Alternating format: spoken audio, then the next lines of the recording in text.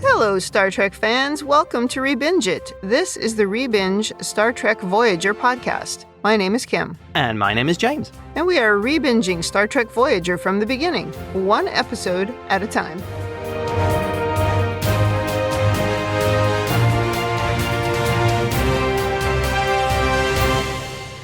Welcome back to the podcast. Today we are on Season 2, Episode 8, Persistence of Vision. This episode aired October 30th, 1995. Before we talk about this one, anything to say about last week's episode, which was a name I can't remember, but it was the one with the E.T. lizard baby. I believe it was called Jealous Lover. Well, maybe the end of the jealousy. At least that's what I read on Memory Alpha. Well, that's what we hope. Yeah, definitely. And there's not a lot of Neelix jealousy in this episode, so maybe we're good. Yeah, that's definitely a plus. I remember events around us watching it for the first time. Really? A long time ago, yes. That might be surprising, but I have a vivid memory of it. I don't remember a lot of things from 1995.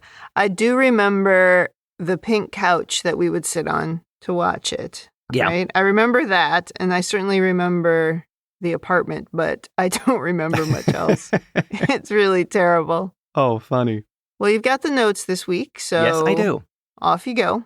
We open with Janeway marching down a corridor, and we learn that Voyager is about to travel through Botha space, an area of space that this race, called the Bothans, claim.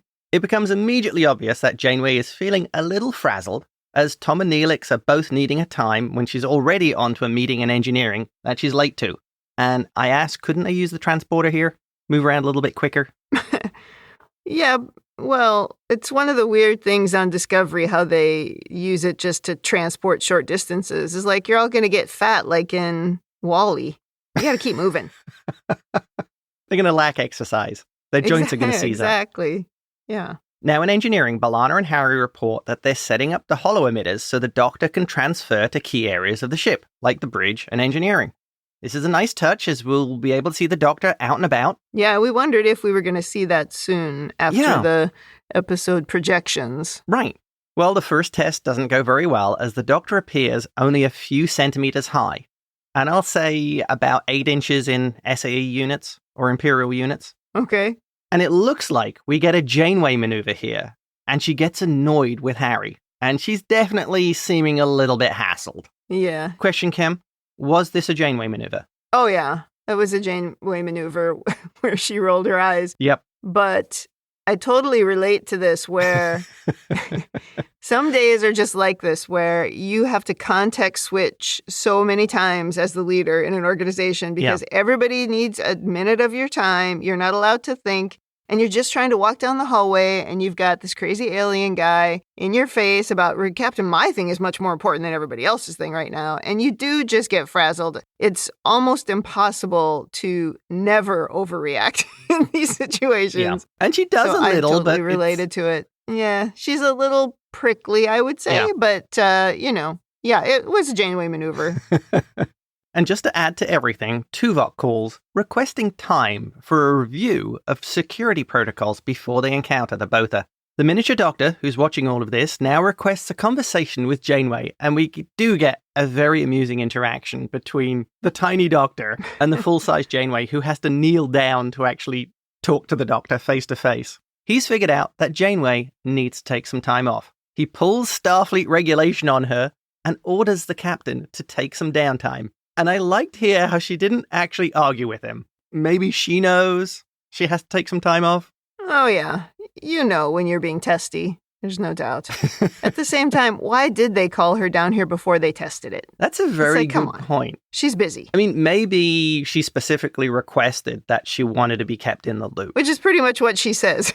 Because she does have an engineering and science background. So perhaps this is something that she likes to keep her hand in. Or this is just something she's interested in. Yeah. But still, you could have tried it once. That's always a good idea with your boss, to test the thing you're about to demonstrate before they turn up. I also do like how just amused both B'Elanna and Harry are with this tiny Doctor. And Harry's even making puns about it. And how annoyed the Doctor gets just seems to make them laugh more.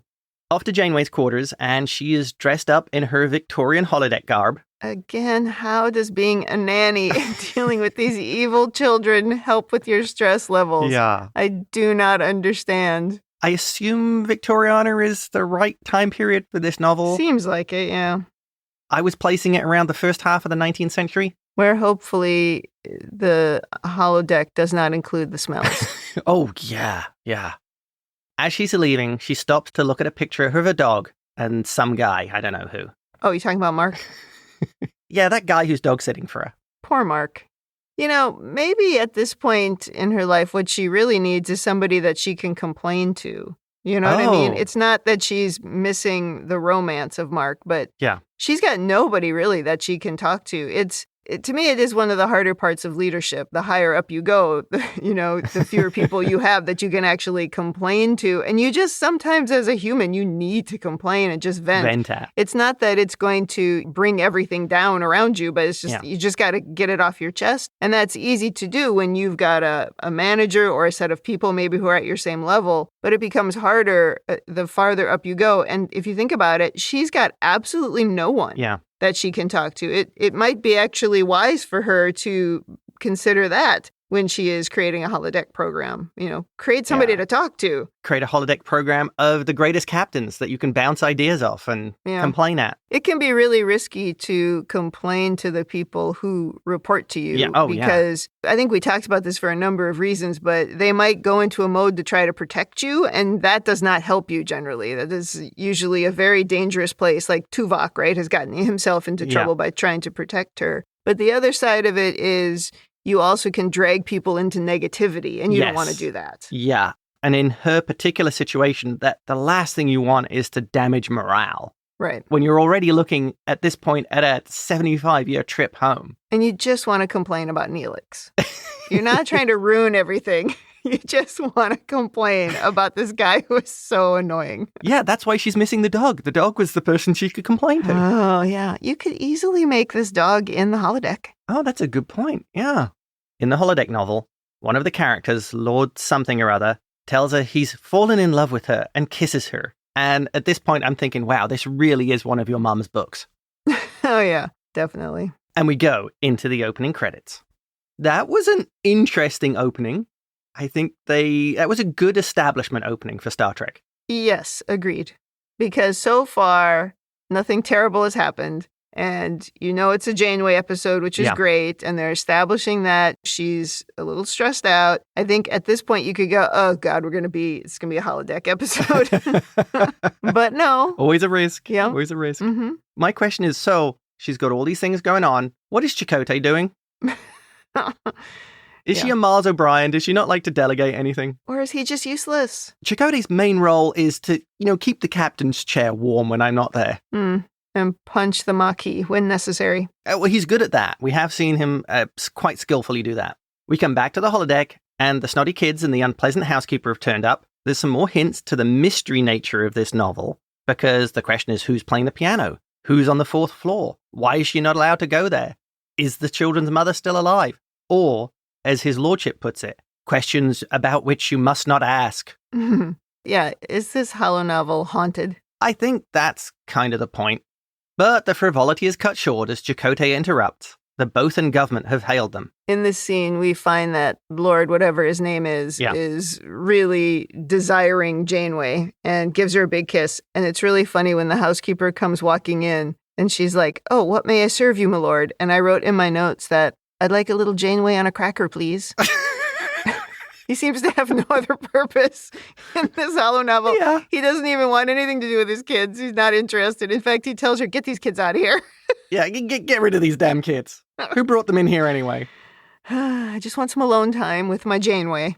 Right. Or whatever. I don't remember what he calls her. I do find it interesting. I can see it happening that people would be attracted to this sort of very sanitized version of history. One that doesn't smell. Oh, absolutely sanitized. Yeah, no one is dying of dysentery, and there's no mention of colonialism. Yeah, and I mean, because realistically, this is on-the-job sexual harassment that's going on here. She's just trying to do her job. Good and point. he's grabbing at her. But really what they're trying to tell us is that she's really missing Mark. She doesn't have anyone to talk to. So she's feeling quite lonely. And so she succumbs a little bit to what goes on, or she lets what goes on in this program sort of happen. Yeah. So that's definitely what it's about. But overall, this is not a time in history I believe Catherine Janeway would want to return to. Like I said, the sanitized version. Mm-hmm. On the bridge, Neelix is briefing Janeway about Bothan space and how a race called the Mithrin say they have lost a number of vessels here. Apparently, the Botha just don't want anyone crossing their borders. Janeway suggests diplomacy just as they're hailed by the Bothans. Then we see a guy sitting with a very heavy backlight, so it's hard to kind of see his face. He whines a bit about how they're violating Bothan territory and they're sending a ship. If they meet the criteria, they'll consider their request to let them transit. Perhaps worryingly, he doesn't say what those conditions are. After he hangs up, Neelix escorts Janeway to the mess hall. She appears to also be skipping meals. No wonder she is crabby. Mm-hmm. You know how I get if I don't eat. Oh, yes. He's laid out a buffet, which he seems very proud of. And very surprisingly, one of the items is cucumber sandwiches, just like in the holo novel Janeway was playing. We spent so much time on close-ups of this food. Yeah. And it looks really disgusting, especially that thing he calls deviled woodthrock. I mean, what even is that? Yes, I did like how Neelix seemed to enjoy all these things. Oh, yeah. He's like, delicious. Yeah. I liked also when they showed those cucumber sandwiches, they played that eerie Star Trek music. Like, oh, this is something scary. Yeah, you should pay attention to this. Things take a lurch into the even stranger when Neelix hands her a cup of tea in the same china cup as in the holo novel. Janeway just kind of shrugs this off as a funny coincidence. Yeah, she says, I just have to remind myself that coincidences do happen. Yes. Do they? Like this much of a coincidence? I don't know. Yeah, this is a little bit into crossing the line. Yeah. Janeway does initially seem a little bit disturbed by this, but she does just say, oh, it's a coincidence. So I think it's a bit of a red flag to viewers. Yeah, well, certainly for two things. Maybe if just one of them had appeared, but yeah. I also think Neelix seems to actually be living up to his job. He does tell Janeway if she skips a meal, she should call him and he'll bring her food. I think that's kind of important. It is good to have people like that in your life. Yeah. Well, and it's a good role for him, I think, as well. I mean, I would see somebody, a captain in this situation, I would think they would need some kind of, what do they call, is it a Batman in the army that you would have as an assistant? I don't know what the Navy equivalent is. Well, you definitely need an assistant. Somebody to help you not forget things like, you need to have lunch, and someone who can spend their time going to get it while you continue to work or whatever. Yeah, that is very handy. Mm-hmm. We'll probably get a comment telling us what the naval equivalent is. I'm confident. I think I even know who it will come from. Now, as Janeway is walking down another corridor, she hears his lordship and then sees the little girl from the holo novel. Rounding a corner, the girl is standing right in front of her and tells Janeway, my mother is alive and father loves her, not you. A shocked Janeway puts her hands up to rub her eyes, but when she looks back, the girl is gone. And into an extremely dramatic ad break. I mean, that actually was a little scary. It can't be good news when you see the holodeck characters outside of the holodeck, because now you're like, am I in the holodeck? Yes. Or have they somehow broken free? Either way, this is very bad news. Not good. Not good. Yeah. In engineering, Harry and B'Elanna are briefing Janeway that their work shouldn't have caused characters from the holo novel to appear outside the holodeck. They're all at a loss as to why this is happening, and we get another brief visit to the holodeck and his lordship to run diagnostics. But everything checks out good, so that's a dead end. Janeway heads off to see Neelix and to ask about the cucumber sandwiches, but he has no memory of them at lunch. And things get even weirder when he shows her the teacup he used. And it's not a fancy china one. Neelix is just confused by this whole thing. And Janeway seems slightly disturbed. Yeah, I thought, okay, did she hallucinate that conversation or what happened? So I went back and watched it, and she never actually said, these are cucumber sandwiches to Neelix, so he could have been seeing something else. Oh. And also she just asked, where did you get this cup? She didn't say the cup with the flowers on it. She just said, where'd you get this cup? And he said, in some storage area. Oh, so it was like, okay. Yeah, he didn't see any of it. Yeah. It was just her hallucinating. She didn't point these things out. That's right. Right. Off to sickbay, and Janeway is getting checked out by the doctor. He can't find anything wrong, and he's suggesting some other tests they should run. Kes is in the background and suddenly visibly shivers, telling them she suddenly felt cold and shivery. And I like how Mulgrew in this whole scene is playing Janeway like she's very concerned.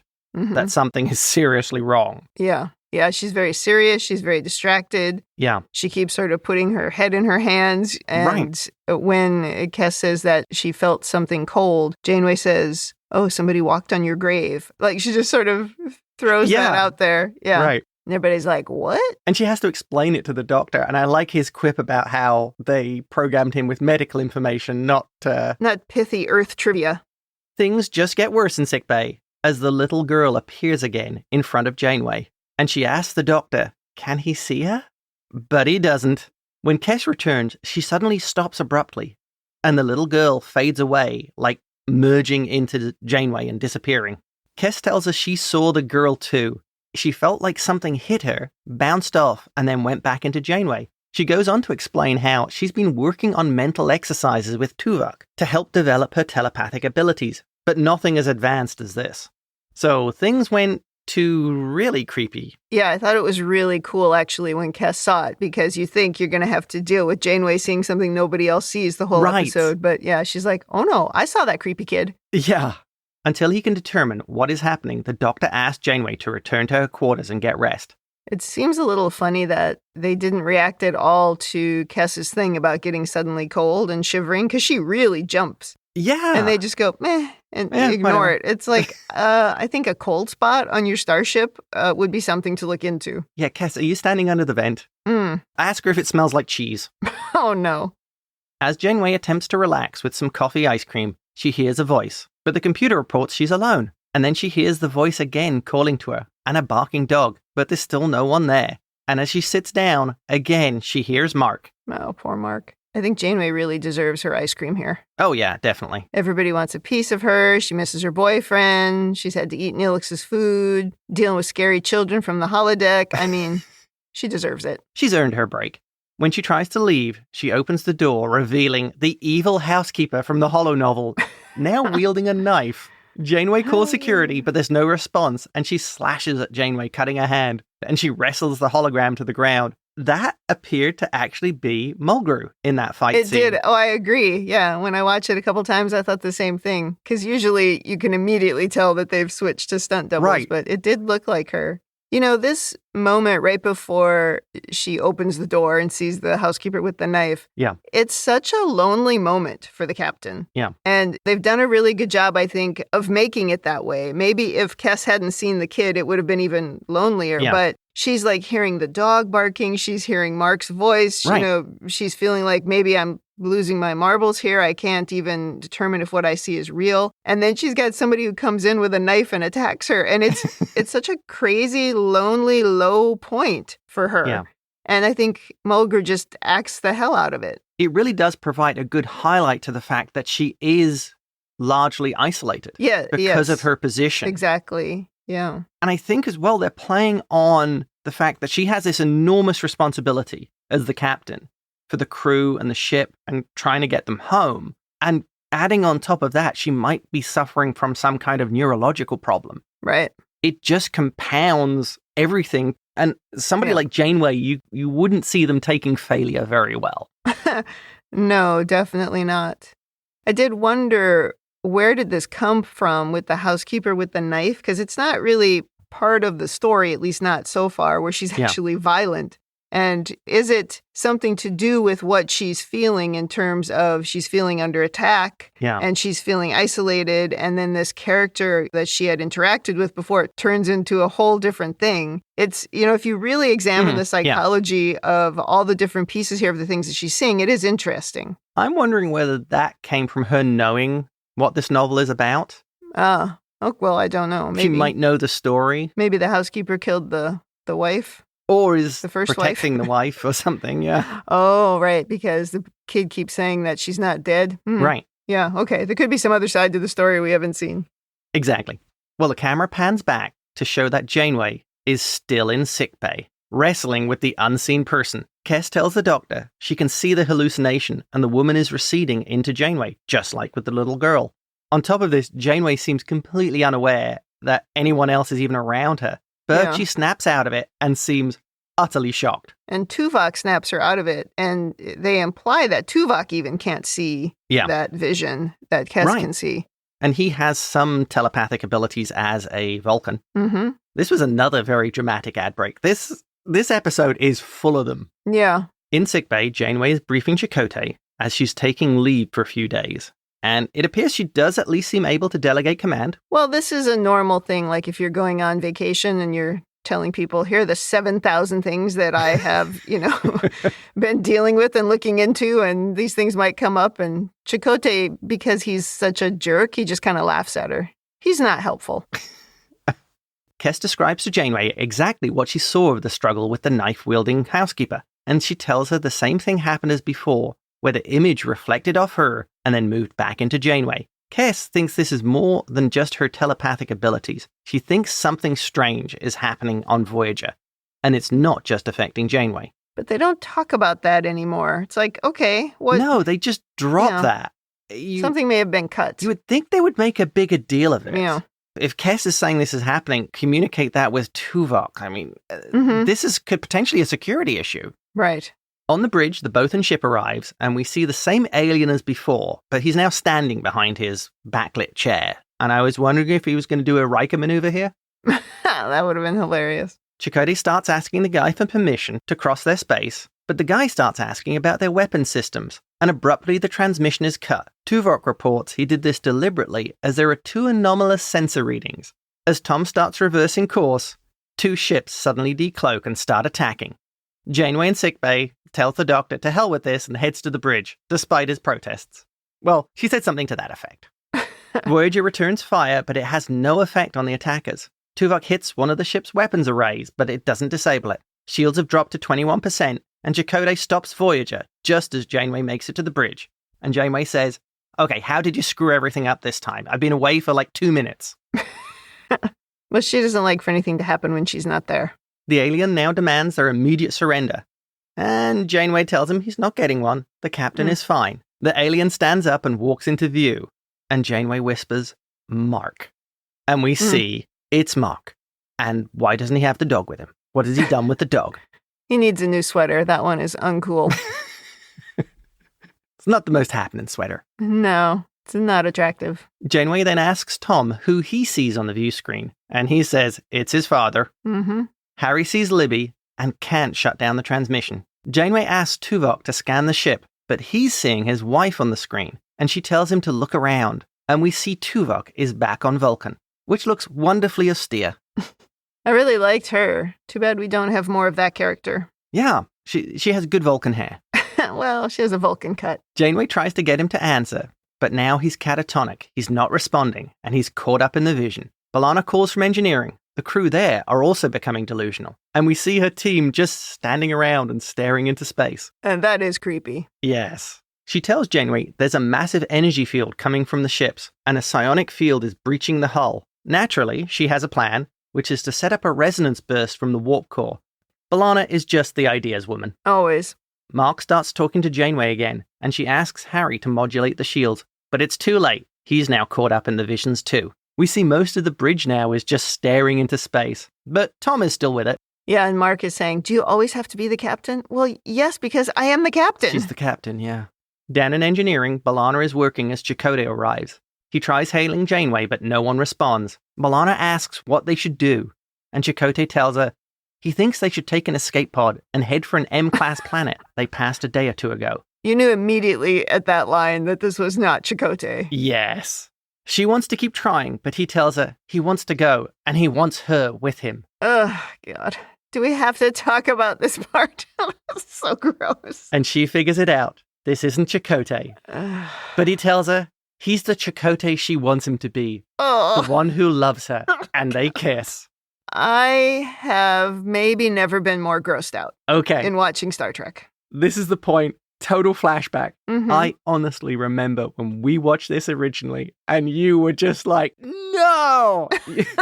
I don't remember that, but... Yes, you were just like, this is not happening. No! That tells you how I felt about Chakotay, because at that point, we were only a season and a little bit in, and I obviously already hated that guy and was already unshipping him. And now, yes. Of course, after watching 7 seasons of it and then having him appear on Prodigy, I am consistently saying, No, do not do this. Don't make me watch it. I have the most vivid memory of that happening and how much I laughed. That's funny. Well, and I did it again when we watched it this time. I had to fast forward. I can't watch it. It's too unpleasant. Back to the bridge, and Janeway orders Tom to get them out of here, but it's too late. Tom's dad now appears behind Tom on the bridge and starts just berating him and telling him he's a loser. Wow. Yeah, that's bad. Yeah. And Tom's now gone. And this is where I think if we really examine what goes on, This is how you know it's not a fantasy. I don't think Tom is fantasizing about his dad coming there to demean him. Calling him a loser. Mm-hmm. Janeway puts the bridge on security lockout and heads to engineering, finding Chakotay catatonic in the turbo lift. We never see what he sees. And now Mark appears in the lift. Ugh, Mark and the bad sweater. Janeway's not fooled. She knows this isn't Mark. He starts doing some weird emotional blackmail on her about the holo novels, and then she falls, and she turns and kisses him. Nonsense. And we see the turbo lift doors open, and Janeway now is just standing staring into space. It's got to her too. It's nonsense. In sickbay, the doctor can't hail anyone, but Kes appears to be completely unaffected. She heads to engineering as she and the doctor are going to try B'Elanna's resonance burst. A minute ago, Janeway called her to the bridge, and she said she was coming to the bridge. It's like we forgot. Oh. Did Janeway hallucinate that or something? I mean, because she is not on her way to the bridge. Yeah, that's a good point. That's a little bit of a skip there. Yeah. On the way towards engineering, Kes sees an injured Tom with bad plasma burns. He pleads for her not to leave, but Kes figures it out. Whoever is doing this doesn't want her to get to engineering. I like how she tells him, you can walk, get yourself to sickbay. And she says that even before she realizes it's a hallucination. Yes. I had mad respect for that. Tom, don't be whiny. Do you want me to carry you? Arriving in engineering, we see everyone stuck in the delusional state. Kes and the doctor start implementing B'Elanna's plan, and there's a lot of technobabble and even some formulas being quoted by the doctor, which he then says he doesn't actually understand and has to go and Google it. Yeah, he's like, enter this. And she goes, how? I don't know. I'm going to go and look in the Starfleet database. I did like that. I need to go watch a YouTube video. That's probably a good idea. I use a lot of YouTube videos for learning how to do things. Neelix now arrives, who also seems completely unaffected. He tells her they need to get away from here and to go to his shuttle. And then she realizes this isn't Neelix. The doctor now has the instructions as Kes starts to work, and the non-Neelix tells her, you're becoming annoying. This is kind of creepy because you don't see Neelix behaving like this because he's got this sort of hard edge. Yeah. And it's also a little funny because it's like the pot calling the kettle black. Yes, you are annoying because he says you're annoying. But now is this how she sees Neelix, right? What's causing the hallucination? No, I think this is different. I think what we're actually seeing here is he's specifically manifesting as a particular person to try and control her. He's not pulling her fantasy and trying to pull her into these things because maybe it just doesn't work with Kes. So he's trying a different approach. Yeah. As Kes begins entering the core temperature, she suddenly stops and sees her hands appear to be blistered and what looks like infected in some way. Yeah. She starts crying out in pain as it also spreads to her face and she falls to the floor. These effects are gruesome. Yeah, it's quite gross. They look really nasty. On the comm screen, the doctor is telling Kes to look at Neelix and reminds her of the mirror effect, telling her to focus. She's struggling, crying, it hurts too much. And then Neelix walks to the console and turns off the doctor. Mm-hmm. Okay, this is odd. Yeah, because he's not really supposed to be there, so how is he able to interact with the computer physically? Yes, I think they dropped a story point here, or I might have a headcanon out of this. Was he able to cloud Kes's judgment so she thinks the computer is off? The doctor's still there and talking, but he's projecting himself so she thinks she can't hear it anymore. Yeah, but she goes and turns it on later, so maybe what we don't see is that he controls her in such a way that she turned it off, and she thinks Neelix turned it off. Okay, that's a possibility. But that's definitely a detail that you feel in the moment is off. You're like, Yeah. It would work if she was clouding it. Yeah. And then after she regains control, the computer is on and the doctor talking. Yes. Non-Neelix is smugly now just standing and taunting Kes, who finally manages to lift her head. And again, wow, this makeup is super gross. It is so effective. Oozing. Very well done. Yeah. She stares at non-Neelix, who then begins just screaming. And now he's covered in the boils and sores and falls to the floor. And all the white foamy stuff that's on him goes flying. It's like, oh, gross. They had fun with these effects. As he lays there on the floor, he turns into the backlit alien we saw earlier and appears to pass out. Kessa's hands and face now look fine. She doesn't have any of the effects on them, and she tells the doctor she's okay. She activates the warp field, and we see a purple pulse spread out from Voyager, and the crew and engineering begin to wake up. The alien also begins to wake up, and B'Elanna immediately gets a phaser on him. Yeah, I should have just shot him. The alien tells Kes, "You're a powerful little thing. You surprise me." Janeway arrives, asking the alien, "Why did you do this to us?" And the alien just says, "Because I can." Ugh. She tells him they could alter his brainwave patterns to stop him from using telepathy, or destroy the technology that allows him to do this, and then turn him over to the Mithrin government. He mockingly replies, "I'm sure you're very well-intentioned, Captain, but you see, I'm not really here," and just vanishes, along with the 3 ships that are surrounding Voyager. Yeah, I was surprised all the ships disappeared, so where was he? Overanalysis will cover that.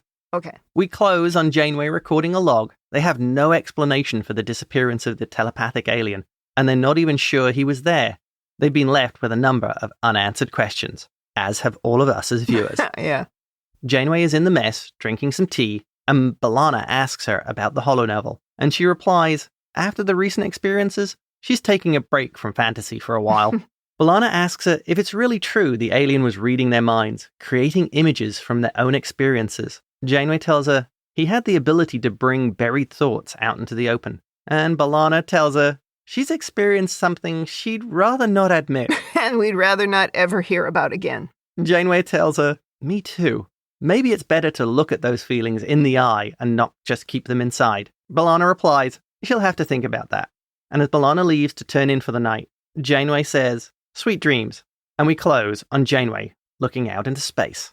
The end. Actually, I quite like that scene, but I was a little frustrated that we imply that, oh, these are our deep, dark fantasies, which it can't be true based on the things that happened. But I guess if nobody's talking about what they saw, maybe it would be hard to process. Because really, if she thought super carefully about what she saw, Janeway, what she saw were all things that were related to her very recent thoughts.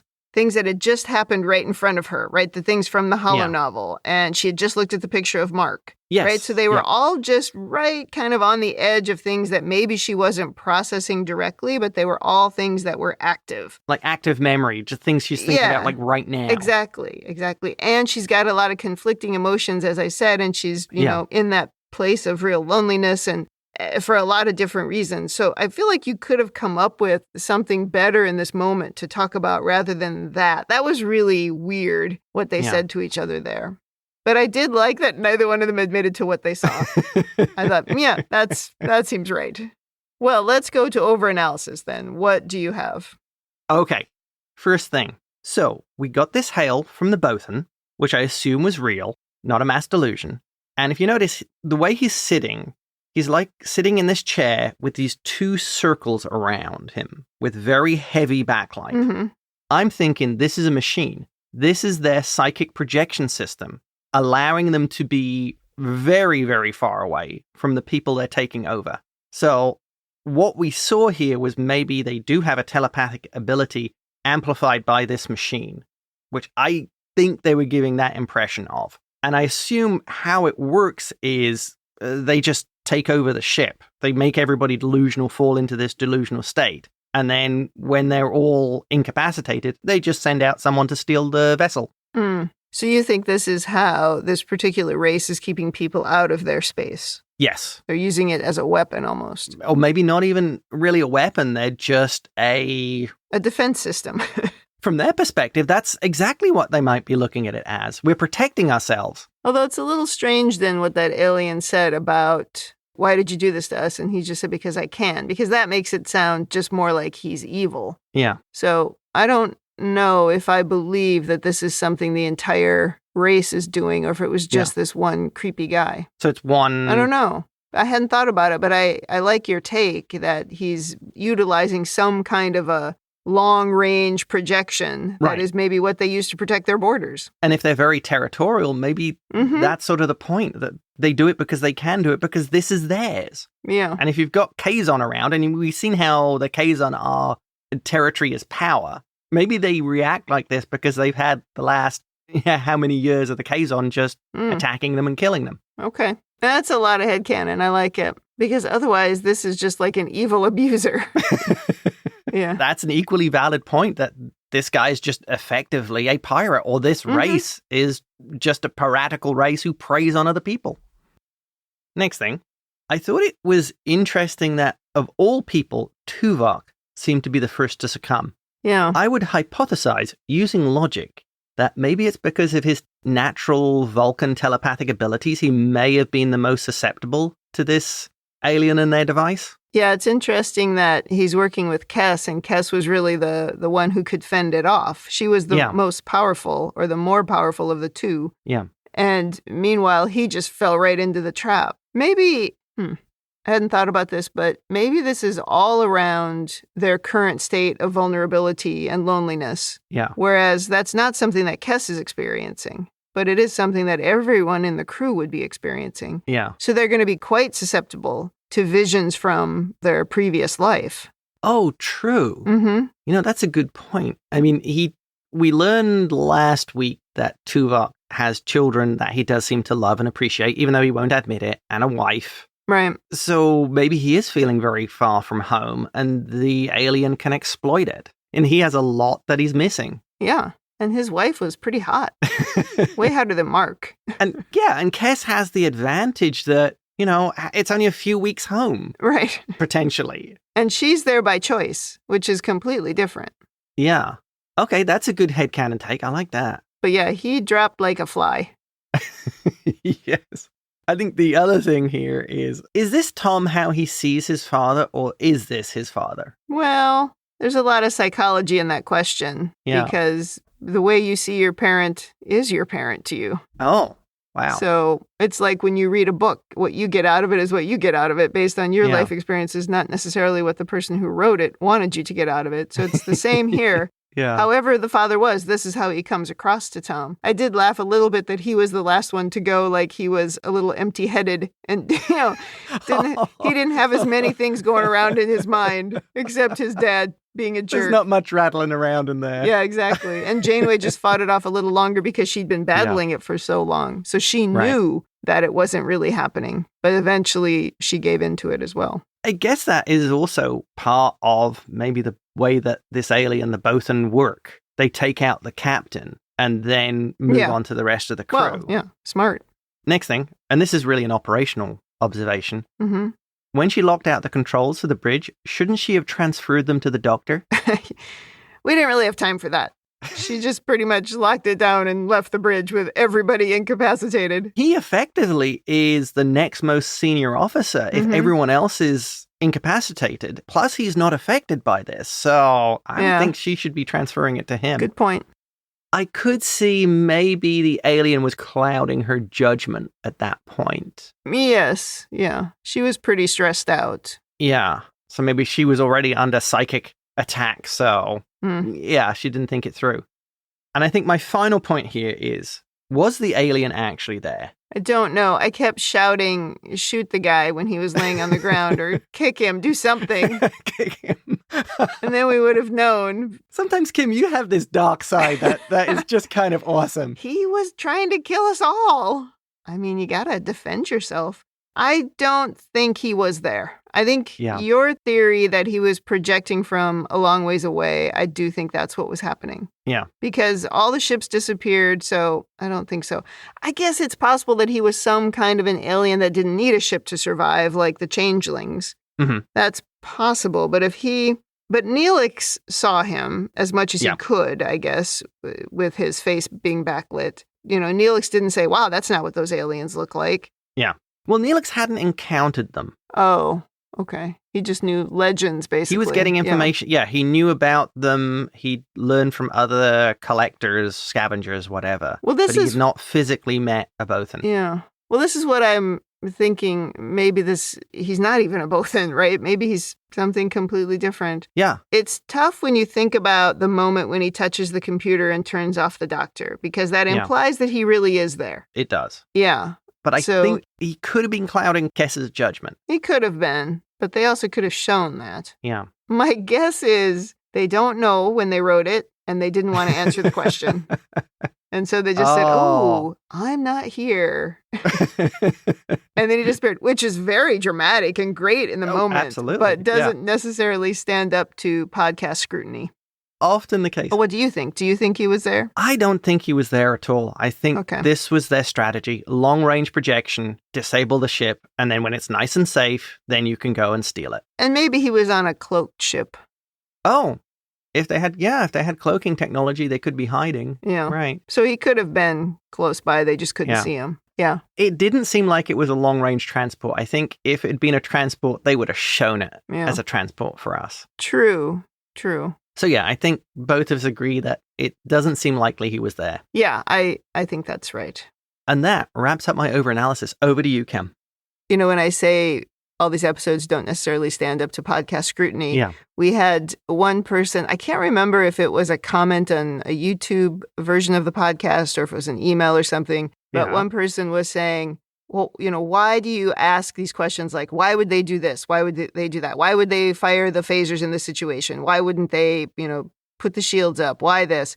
It's because it's what's in the script, was this person's, you know, complaint to us. And it's like, dude, if this is your argument, I have no idea why you are listening to a podcast. What is it that you think we're going to talk about on this podcast or any podcast about any television show? Yeah. Maybe he was trying to be funny and I missed the joke, but I remember we read that and went, oh, what? Yeah. We're not making you listen. You can go do something else. Yeah, it's not federally mandated.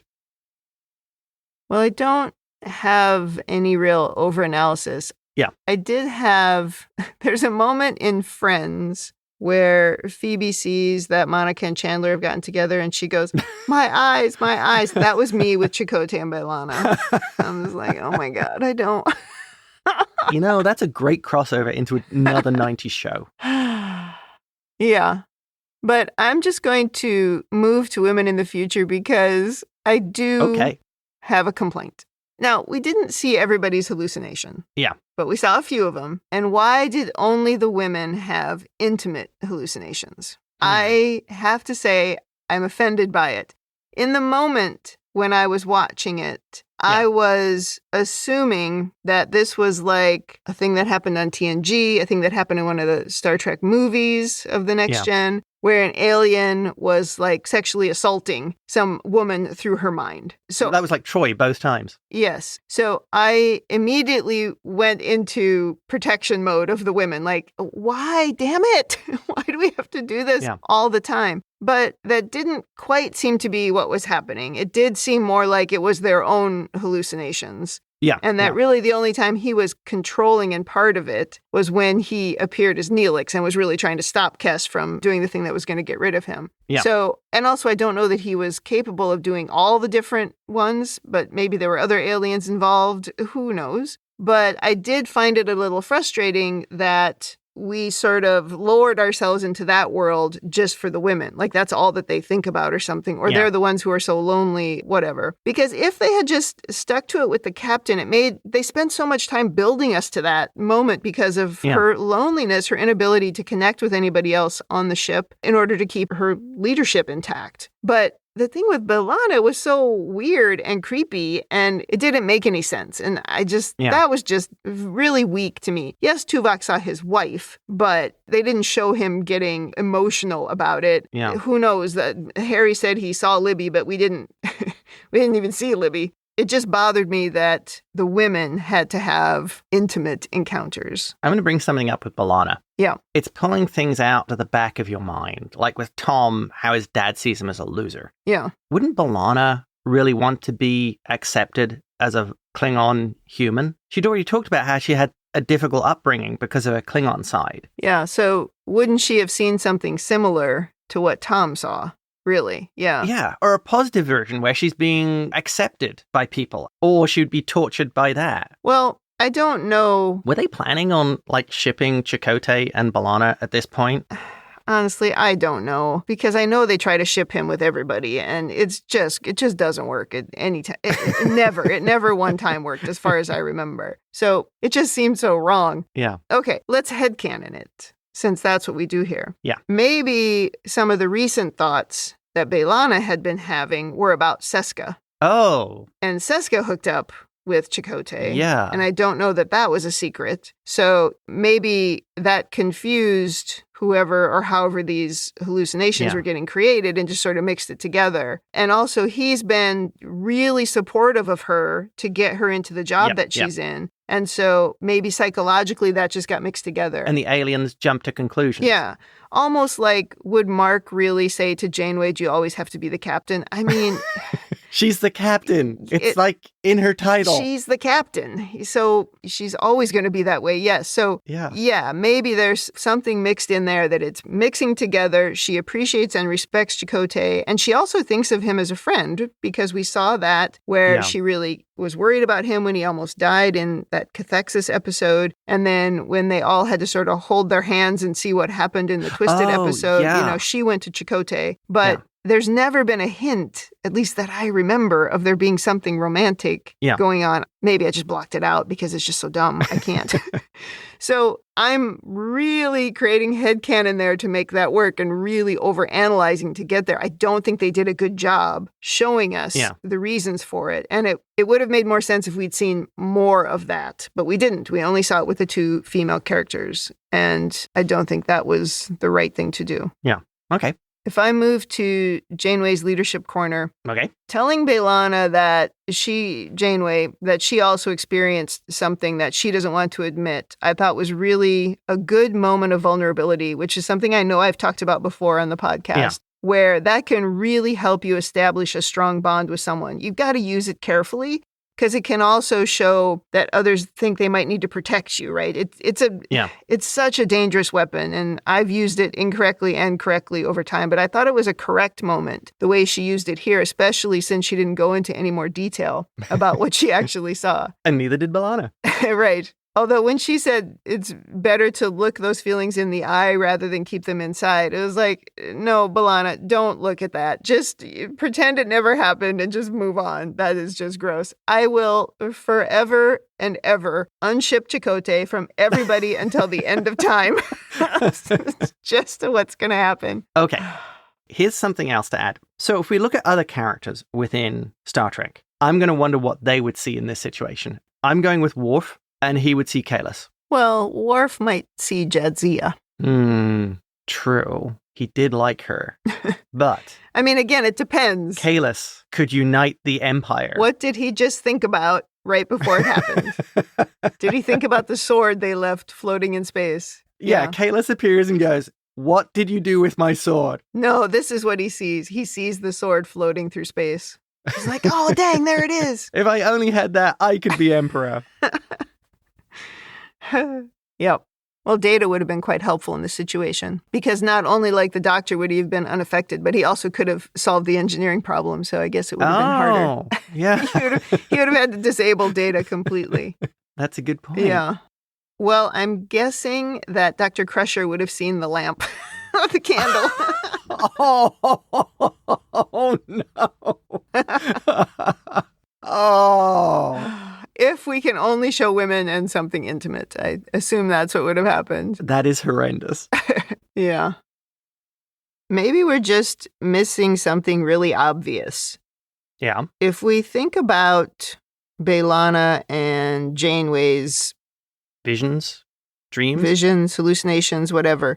If we think about them almost like dreams, it maybe makes a little bit more sense. B'Elanna maybe in particular. Because we all dream about things that don't make any sense to us. And they're not fantasies. They're just sort of our brain processing all these different things that maybe went through our head in a day. And, you know, some really crazy crap goes on in your dreams. Oh, you know, that makes a lot more sense. Because what the people are experiencing, like Tom and Janeway, they're actually really kind of negative. So maybe these are more like nightmares that this guy is bringing to the forefront, that he's preying on to disable these people. Yeah.